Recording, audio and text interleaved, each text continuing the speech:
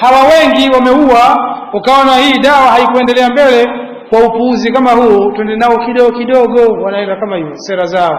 Halafu hujitafutia aya au hadithi wakazibandika ili waoneshe lile jambo lao lilivyo. Hata Mtume alitangaza dini kwa siri miaka 3, wewe umepewa wahi.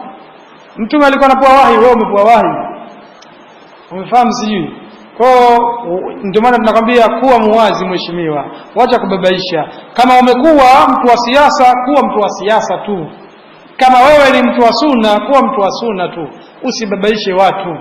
Umefahamu Kama wewe ni mtu wa sunna, kuwa mtu wa sunna.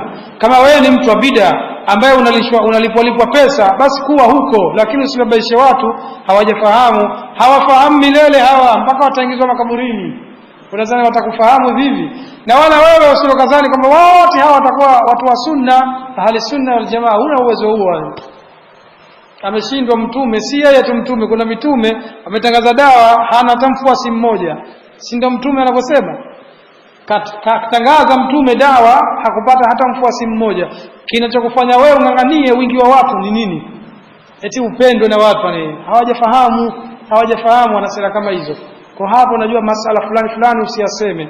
Sasa wanakuwa wanaficha baadhi ya mambo ya haki, wanakataa mambo kama hayo yasisemwe, eti utawakasirisha watu fulani. Hawa nao wanakutanishwa ni